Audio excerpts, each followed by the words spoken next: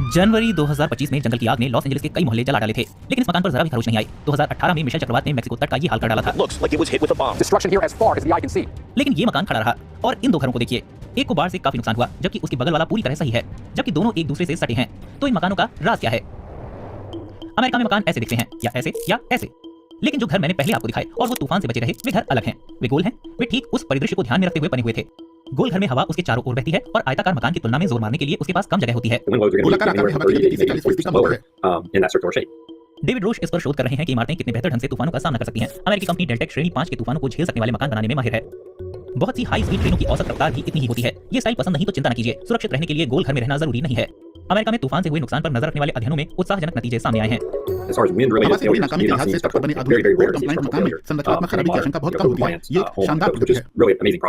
Building codes वे सुरक्षा नियम हैं जिनका पालन हर मकान को बनाते वक्त करना होता है। तूफानों से बेहतर सुरक्षा के लिए उनमें वर्षों से बदलाव हुए हैं। एक उदाहरण फ्लोरिडा का है और उससे नई इमारतें ज्यादा सुरक्षित हुई हैं। तेज हवा वाले क्षेत्रों के घरों में उड़कर आने वाले मलबे से बचने के लिए खिड़कियां और दरवाजे होने चाहिए। झटके सहने वाले कांच या शटर के जरिए ये काम हो सकता है। हालांकि अमेरिका में अभी भी कई तटीय राज्य ऐसे हैं जिनके बिल्डिंग कोड्स पुराने पड़ चुके हैं या ठीक से लागू नहीं हो रहे हैं। कई अमेरिकी घरों में कमजोर कोने भी हैं, जैसे कि गैराज का दरवाजा।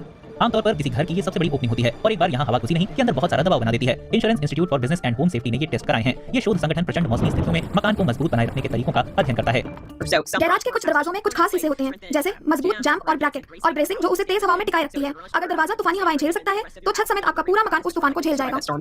रेचल गॉथियर इस संस्थान में कार्यरत मौसम विज्ञानी हैं। दूसरा अहम उपाय है घर के हर हिस्से को मजबूती से जोड़ना। वैसा करने से हवा का बल जमीन में आ जाता है और किसी हिस्से को नुकसान नहीं पहुंचता। संस्थान ने एक कोडिफाइड मानक तैयार किया है जिसमें वे तमाम चीजें शामिल हैं जो एक सही ढंग से तैयार घर में होनी चाहिए। इस सारे काम की लागत कितनी है? National association of home builders के मुताबिक 2024 में बने एक औसत अमेरिकी सिंगल फैमिली वाले नए घर की कीमत लगभग 4,30,000 अमेरिकी डॉलर है। फोर्टिफाइड समझे जाने वाले घर की लागत करीब 1 से 3% ज्यादा आती है। मौजूदा घर की रेट्रोफिटिंग में मूल निर्माण से करीब 5 से 15% ज्यादा लागत आती है। और डेल्टेक के तूफान रोधी मकान की लागत कितनी है? उनमें एक विस्तृत रेंज है। 245 वर्ग मीटर वाले घर के लिए 6,60,000 से 16 लाख अमेरिकी डॉलर तक। जाहिर है आप मकान कहां बनाते हैं इस पर भी निर्भर होता है। ये तो हुई तूफानों से बचाव की बात। आग का क्या? 2025 की शुरुआत में लगी आग के बाद लॉस एंजलिस के पैलिसेड्स इलाके का ये हाल है। आप अंदर क्या घुसी, समझो काम तमाम।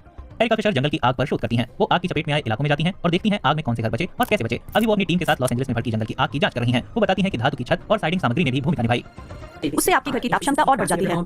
आसान भाषा में लकड़ी जैसी सामग्री में कम ताप क्षमता होती है, मतलब वो जल्दी गर्म होकर तेजी से आग पकड़ लेती है। साइडिंग में सीमेंट या धातु जैसी सामग्री उच्च तापमान को झेल सकती है और उसमें आग नहीं लगती।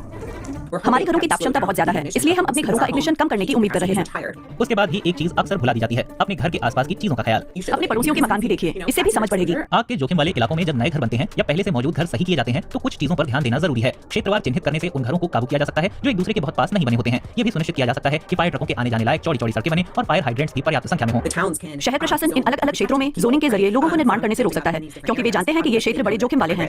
आखिरी खतरा बाढ़ से है। हमें ऊंचे खंभों पर बने घरों के बारे में पता है। उन्हें अक्सर बाढ़ प्रभावित इलाकों में बनाया जाता है ताकि पानी का स्तर बढ़ने पर घर सुरक्षित रहें, लेकिन कुछ इलाकों में वे भी खतरे में आ सकते हैं समुद्री जल स्तर में बढ़ोतरी और भारी बारिश की वजह से।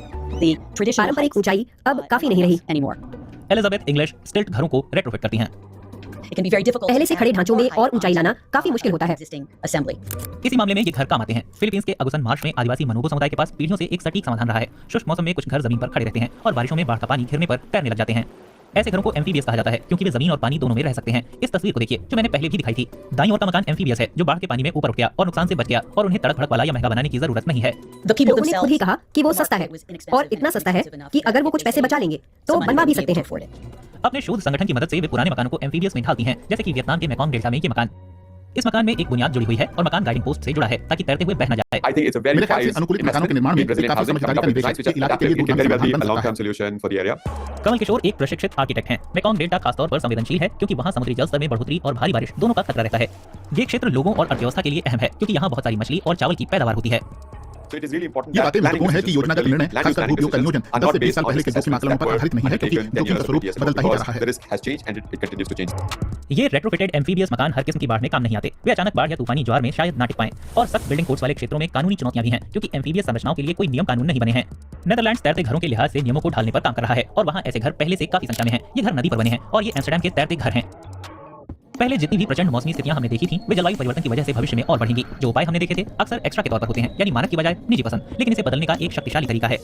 कोड्स में बदलाव, उचित मानक कानून, बिल्डिंग कोड्स अपडेट किए जा सकते हैं जिससे ये सुनिश्चित होगा कि सभी की सुरक्षा वाले न्यूनतम मानक काम कर रहे हों। कम आय वाले देश जलवायु परिवर्तन से ज्यादा प्रभावित हैं और पुनर्निर्माण के लिए उनके पास संसाधनों की कमी होती है। उन्हें अमीर देशों से पैसा मिल सकता है। 2023 के जलवायु सम्मेलन COP28 में यही तय हुआ था।